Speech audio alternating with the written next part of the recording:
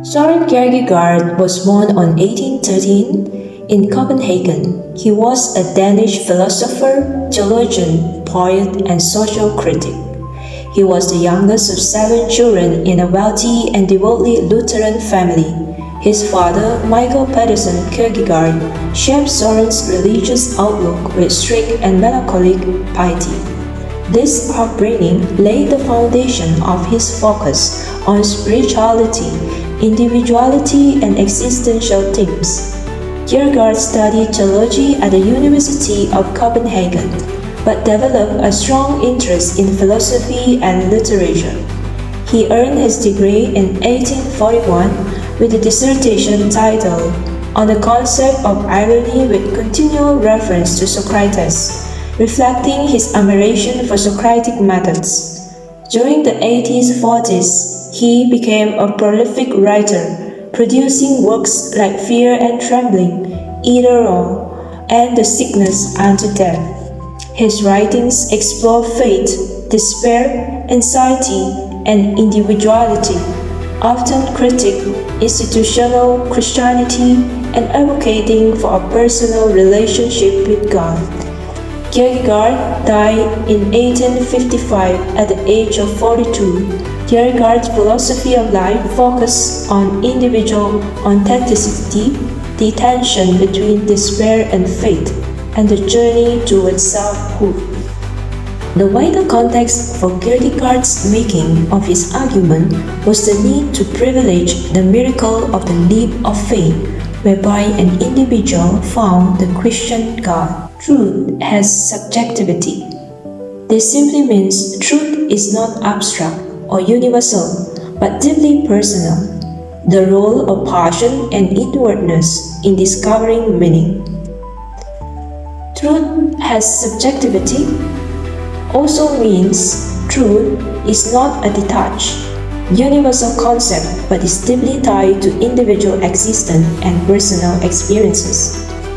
In concluding unscientific postscript, he argues that living authentically involves embracing personal truth through subjective choices rather than adhering to external systems or objective principles. This can also relate to passion and inwardness. Discovering life's meaning requires an inward focus and passionate engagement with one's values and beliefs. This approach emphasizes emotional and spiritual commitment over detached rationality. Stage. This stage focuses on the pursuit of pleasure and avoidance of responsibility. As discussed in Either Or, individuals live for beauty, enjoyment, and material satisfaction. Kierkegaard critiques this life as ultimately leading to despair because it lacks deeper meaning and commitment. The second stage is the ethical stage. At this stage, individuals recognize moral responsibilities and strive to align their lives with ethical principles. It involves serious reflection on choices and actions, aiming for integrity and personal growth. However, the ethical stage often reveals the inadequacy of human effort alone to achieve true fulfillment. The third is the religious stage. The highest stage of life involves a personal relationship with God, as elaborated in Fear and Trembling. The stage surpasses ethical living by embracing divine mystery and paradox. The leap of faith is central here, representing a radical act of trust in God that transcends logic and reason. For the third part, Kierkegaard mentioned the nature of despair. In his book entitled The Sickness Unto Death, Kierkegaard describes despair as a spiritual condition stemming from the failure to reconcile the finite worldly self and the infinite spiritual self. It reflects an estrangement from God and one's true purpose. What are the types of despair he mentioned includes despair of finitude. This means being overly attached to material or earthly concerns. Despair of infinitude, losing oneself in abstract or spiritual ideals, ignoring practical existence. Despair of the self, a deeper existential despair of not becoming one's true self in alignment with God. The fourth part, he also mentioned freedom and authenticity. When it comes to authenticity, authentic living involves making deliberate, responsible choices that reflect one's deepest values and divine purpose. This requires confronting anxiety and despair instead of avoiding them. This is like what we experience every day. Instead of avoiding, but we face it with faith. Freedom. For Kierkegaard, freedom is the ability to make choices aligned with God's will. True freedom comes not from independence, but from surrendering to divine authority and embracing responsibility for one's life. These central themes highlight Kierkegaard's focus on individual existence, personal faith, and the challenges of living and authentically in a complex world. Now let's move on to the practical implication of Kierkegaard's philosophy of life.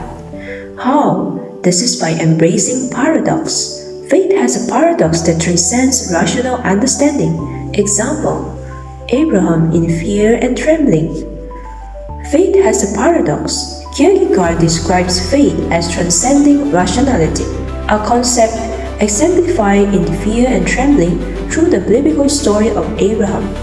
Abraham's willingness to sacrifice Isaac, despite the ethical contradiction it poses, highlights the theological suspension of the ethical. This suspension occurs when divine command overrides universal ethical norms. Abraham acted on what Kierkegaard calls the faith of the absurd, trusting God beyond human logic or moral reasoning. This faith defies conventional ethics, yet it is essential to a deeper spiritual existence, marking faith as the highest form of passion.